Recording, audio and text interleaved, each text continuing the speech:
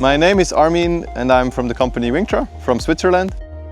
I am here in Tanay in the Philippines and we're doing a project with our partner Surveytech. And as part of that, I sometimes go out and also bring the newest innovations to our partners who then bring it to the clients. Wingtra is a Swiss-based company producing and manufacturing these vertical takeoff and landing drones. As part of the new workflow, we try to make it easier and easier to get to centimeter level data, both for LiDAR and for RGB orthophotos. And with this, it's very easy for everyone, even though you don't know much about surveying. These are some of the things we have been working on, we're very excited about.